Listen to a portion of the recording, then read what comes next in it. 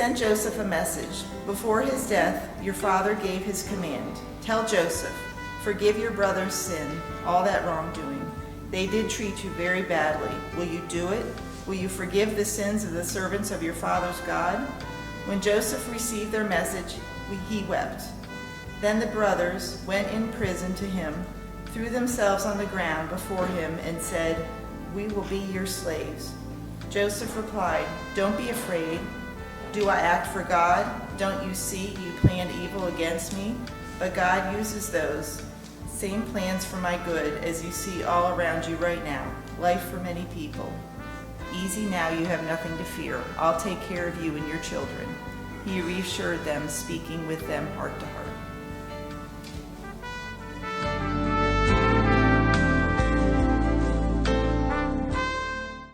Even though this morning, I'm continuing my series on what does a community of faith look like that is characterized by Christ-like love for one another, or what are the people like in that kind of a church. I think my second point this morning particularly is very relevant in light of, and so even though I'm not going to apply it that way, you may sit there and receive it that way in light of the difficulties and the sorrows and pains that we as a congregation are experiencing. Yesterday, I have a real dear friend. Some of you might even know him. At one point, he was from the Ephrata Church of the Brethren. But a year ago, he developed cancer and has gone to his brain, and we spent some time talking to him. He's in California. We're talking to his wife yesterday, and just how quickly he's in decline. And so there's just this real sense of heaviness with what you are experiencing with people around passing with COVID. And so we have to really have something that we anchor ourselves to. There has to be something that brings a true hope. And my second point this morning is an invitation for us to, no matter what we experience in life, to entrust ourselves into the hands of God and into the hands of His goodness. I like apple pie with a couple scoops of ice cream. Anybody else like apple pie with a couple scoops? Yeah, I can see. So I'm going to try to make your mouth water here for a few seconds. Periodically, my wife allows me to indulge in such delights. Can't do that too much, because then my problem of growing at the wrong place around my waist becomes an increasing problem. But when she bakes the pie, the enjoyment of it begins the moment I walk in the house, when I catch the first smell of it. And of course, the enjoyment of it is culminated after dinner, sitting down in my reclining chair and enjoying the pie with the ice cream. It is so good and pleasant, satisfying. I wonder, when God sees brothers and sisters living together in unity, if that is kind of God's experience. It's one of true enjoyment and satisfaction. Remember Psalms 133:1? It says, how good and pleasant it is when brothers and sisters live together in unity. So we have been looking at the concept of a community of faith that is characterized by a Christ-like love for one another. And if you remember, a couple of weeks ago, our focus was on what is first and foremost. And that is that we as a people, if we're going to be a true community of faith, living for Jesus, modeling a Christ-like love, we have to be living in daily communion with Jesus Christ.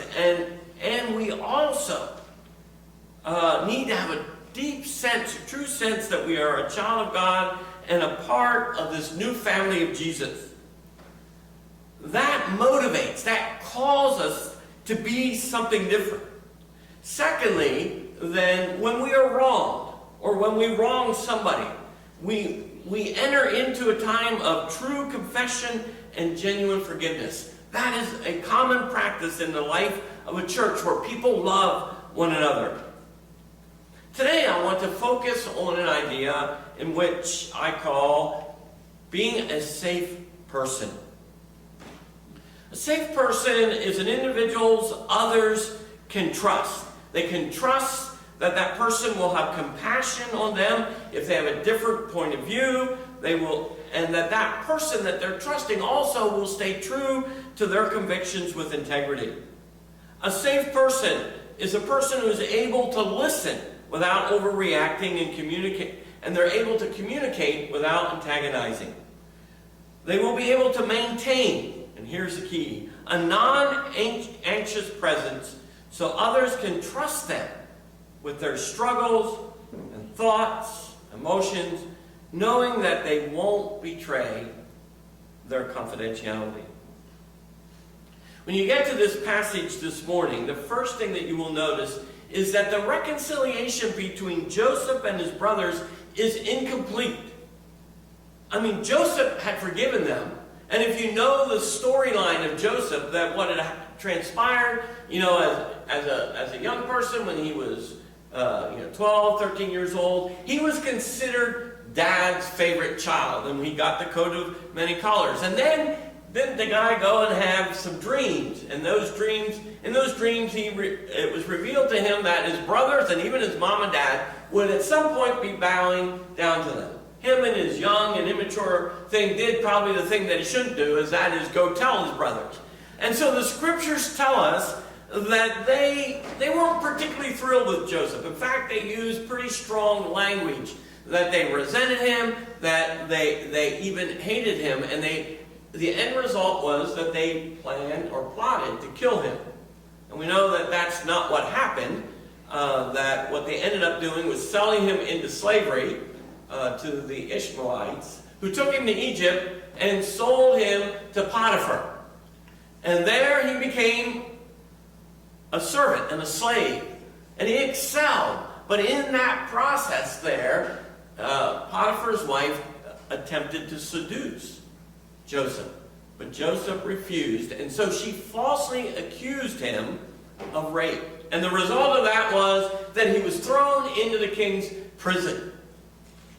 What a place to be. All because his brothers sold him into slavery. How unjust that was. We don't know how long Joseph was in prison, so my guess is that he was probably in prison 10 years. And then, of course, he was brought out and became the Pharaoh's second in command. And he was able to prepare Egypt for a famine that was coming. And so when the famine came, they were prepared and things were going okay in Egypt, but in the surrounding nations it wasn't. So Joseph ended up having encountered his brothers because they were affected by the famine. And they came to Egypt for food. And eventually, Joseph reveals himself to his brothers. And he declares that he has forgiven them. The thing is, though, that here we have it. Now, since that point, the whole family had moved down to Egypt. Joseph gives them a great place to live. They prosper, they succeed.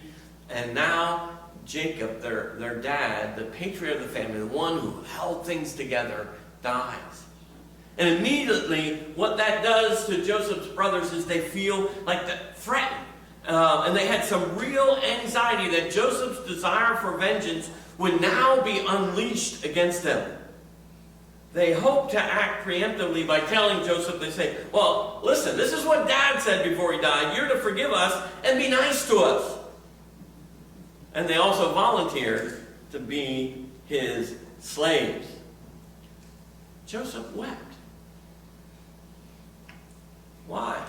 Because there was a breakdown of trust. Even though maybe in Joseph's mind he had truly forgiven and in his mind he was reconciled, it wasn't complete. Because Jacob's brothers still were living in fear of Joseph and didn't trust that now he would carry out vengeance against them. They felt that the only thing that was restraining force was their dad, and now that he was gone, Joseph would take vengeance out on them. But Joseph, what he does is he completes the reconciliation. He makes 3 statements which shows why he could be completely trusted and shows that he was and is a safe person. And those are the 3 statements which appear in verses 19, 20, and 21 is what I want to focus on, is what I want us to think about briefly this morning. Because they're very powerful statements, and they're very significant, and they're statements that should affect our thinking or our way of looking at life. Derek Kidner, who writes a little commentary in Genesis, says this in regards to these 3 statements. He says, each sentence of the threefold reply that Joseph makes is a pinnacle of Old Testament and New Testament faith. He says, to leave all the righting of wrongs to God. That is, that God will right all wrongs, and just to leave that into his hands, to see that God's providing hand, in man's maliciousness, and to repay evil not only with forgiveness, but with practical affections. He says, when you look at those 3 statements, what you see is these are the attitudes of Christ likeness. So let's look at these 3 statements. So Joseph says to them, don't be afraid. And here's the first statement. Am I in the place of God? And so in that statement you find an attitude or something that is true about Joseph, the way he functions, the way he thinks, the way he lives his life. Am I in the place of God? Do you hear what he's saying? He's saying, I refuse to sit in God's seat. You see, I want you to think about it this way. If I carry a grudge or continue to be resentful toward another person who has wronged me, I put myself in God's seat. Romans 12:19 tells us, do not take revenge, my friends, but leave room for God's wrath, for it is written, it is mine to avenge, I will repay, says the Lord. So in a sense, what God is saying is when you hold a grudge, you are sitting in his judgment seat. When we hold a grudge, we sit in judgment of the other person who has wronged us. And it means a couple of things. It means, first of all, that we have lost sight of who we are as sinners who deserve judgment ourselves. The second thing that we need to remember is that only God has the knowledge, the understanding of true justice. A grudge puts us in a place where we think we know what the person deserves who wronged us. But the truth is, we don't. We have limited knowledge of their life experiences. Even what happened to them the day we were wrong, we don't fully comprehend. Only God has the kind of complete knowledge to exercise just judgments. Not only that, and here's another thought, only God has the power to judge without becoming evil himself. You see, when we hold a grudge, we are judging them in such a way as to say, no grace for you. You only get condemnation. And when that happens, we are in danger of the sins of self-pity and self-centeredness. I like what Francis Schaeffer wrote in his book, True Spirituality. He made this observation. Each time I see something wrong in others, It is dangerous. It's dangerous for me. Why? Because I can end up exalting self. And when this happens, my open fellowship with God falls to the ground. And so he says, so where I can be right, even if I'm right, I can end up being wrong. You see, in the midst of being right, if self is exalted, my fellowship with God can be destroyed. The danger with grudge is that we can start to get hard and cold because it disconnects us from grace. And what happens is we slowly become critical, and that becomes a part of our nature. You see, my calling as a follower of Jesus is to make people feel love. In other words, when they are engaged with me, when they walk away, even though they may not even think about it or even realize it, but what they need to have experienced was a true sense that they were just loved by another person. One writer explained loving a person, he says, this is the way we should think about loving a person. He says, love is to reveal the beauty of another person to themselves. He says, we cannot see ourselves objectively. We need other people to help us to see our true beauty, or the true beauty that God is creating in us. And if I love a person, I will help them see it. Not to make them proud, but so they can let that beauty shine forth for the glory of God. Here's the point. Criticism does the exact opposite. The more criticism is a part of a relationship, it becomes a cancer. And what it does is it makes people feel inadequate. I mean, if you are looking for something wrong in a person, or if you're looking for the way they're doing something and you're saying, oh, it's got to be wrong the way they do it, I'm sure if you're looking for it, you will always find it. Safe people refuse to sit in God's seat,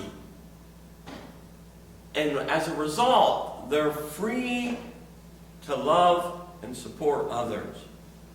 And to be able to do that, you must resist the urge of being judgmental, critical, and unwilling to forgive. So this morning, the question really is, when people engage with you, when you're in conversation with people, when you are working with people, when they walk away, did they feel loved? Or did they walk away feeling put down and inadequate? Second statement, which is a statement that is a great resource for us. Statement that we should hold on to, especially in times like this. Look what he says. You intended to harm me. You intended it to be evil. You are culpable. You are guilty. But God intended it for good, to accomplish what is now being done, the saving of many lives. So what kept Joseph from becoming bitter? Joseph had entrusted his life into God's hands. A God who he deeply believed was good and worked for good. If this is true, then what we need to do is look at life from that vantage point. My life, God, is in your hands, and I trust that you will work for good. Let me explain. I used to hunt up in Sullivan County. Now, I know some people don't appreciate hunting, so I hope you're not offended by this, but actually, deer were more safe in the woods with me with a gun than when I was behind the wheel of a car. So at 4 a.m., I would begin an hour-and-a-half trek up the mountain to a flat area on top of the mountain. And then I would stay put until the very last minute when hunting was closed for the day. And by that time it was clearly dusk. You could barely see. And that means that I had to make the hour-and-a-half trek back to the cabin in the dark. Now, if you've ever been in the mountains in the dark, especially in a valley or in some flat area, it's easy, really, to get disoriented and lost. And I knew that I had to change my vantage point when that time was to leave very quickly, or I could be wandering around up on the top of the mountain in that flat space, not knowing where the trail was that would lead back to the cabin. And so I would make it a beeline to this spot that would change my vantage point, because it brought me to the edge of the mountain and I could see down into the valley and I could see the light from the cabin and get on the right path that would lead me to the cabin. It's like when Joseph was sitting in prison, he was in a deep, dark valley.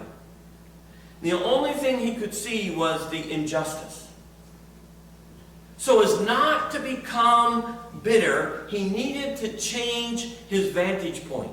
He needed to climb up the mountain and look at his situation through the eyes of God. And see that even in this most difficult situation that he found himself, God works for good. And that's what he did. He entrusted himself into God's hands, believing that somehow that God was going to work for good. Often,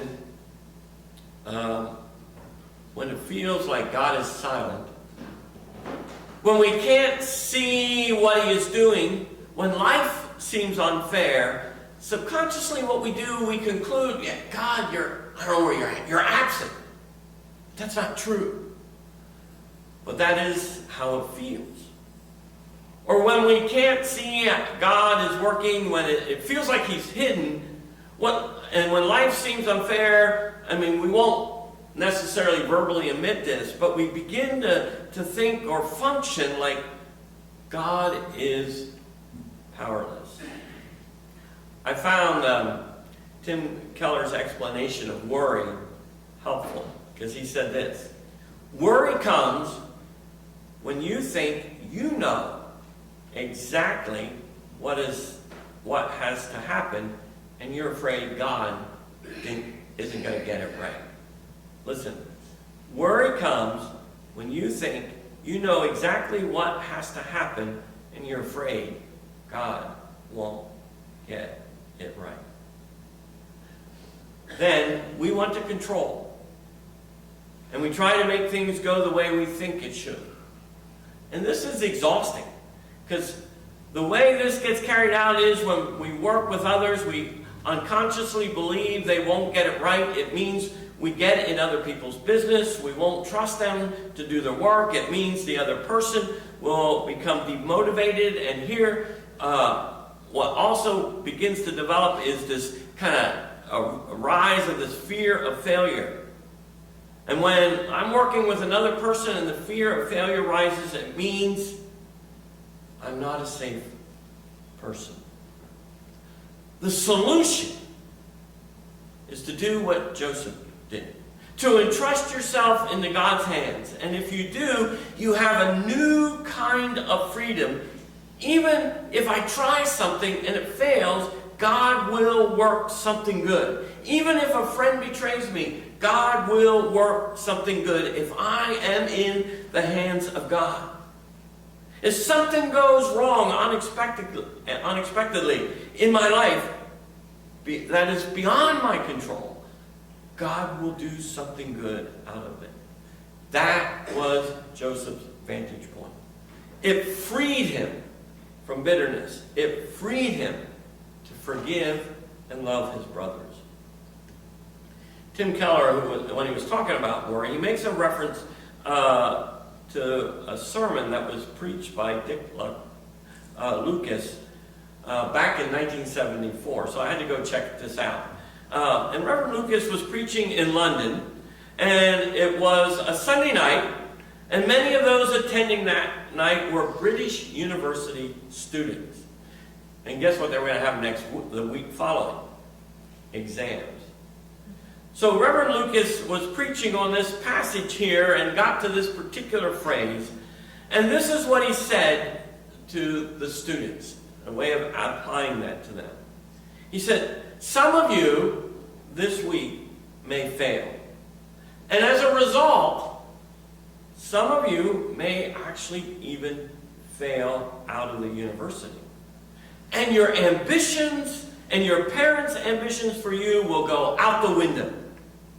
They will be irretrievably lost. And then he went on to explain that life isn't over, that God is working, that even in this failure, you got to trust in the goodness of God. And then he said this, your friend who hasn't entrusted their life into the goodness of God, what they will need to do is they will need to go around the corner and have a couple of pints just to face their failure. Maybe what will happen is every night for the rest of their life, they will end up doing that because of their failure. When the rest of your friends are going to have to find ways to compensate for their inferiority feelings that they may have for the rest of their life, you can be different. While the rest of your friends are bitter and resentful toward the man or woman who failed them and ruined their lives, you can be different. Listen to me. Having this vantage point that God is good and that I have fully entrusted myself into the hands of God is so freeing. And because of that, I can be a safe person, a person that you can trust. I don't have to make everything in my life work out the way I think it should. I am free to be a non-anxious person. And that is a safe person, able to maintain a non-anxious presence. And what that means is that we are able to listen without overreacting and communicate without antagonizing. We are able to give space to a person who has a different point of view or a different way of wanting to do something. It means there is a freedom to try new things, though it might fail. A safe person is a person that I can trust with my thoughts and my feelings, and I know I won't be criticized or put down or gossiped about, that they will maintain confidentiality. So the question for us is, what is your vantage point? How do you look at life? Do you look at life from the perspective of, yes, God, my life is in your hands. I've entrusted myself to you. So even in the midst of extreme injustice, even in the midst of sorrow and pain, I believe, God, that somehow you are going to do something good. That truth, that vantage point, is a great resource for being a non-anxious presence. The last one he does is, he says, don't be afraid, I will provide for you and your children. And he reassured them and spoke kindly with them. In other words, he practically showed, he demonstrated in a very practical way God's love and grace. You ask the question, how could he do this? Well, because of the first two statements. They were true in his life. He was free to love his brothers despite what they did because he refused to sit in God's seat and pronounce judgment against them. He made his vantage point for life and how he lived his life. His vantage point was a deep-rooted faith that God was going to bring good out of this experience. Because of that, he was free from bitterness and free to practically demonstrate love. Question for us this morning is, are we living in that kind of vantage point? Are we living in a relationship with God that we have complete confidence in him and his goodness, and that he will work for good? If so, there's a new freedom that you can live in too. A freedom to be a non-anxious person. A freedom to be a person that others can be open and vulnerable to, because they know that when they engage with you, they will walk away knowing that they have been loved. Let's be people who have entrusted our life into the hands of a God who is good and who works for good to those that love him. Let's stand together then and join in singing, "Help Us to Help Each Other."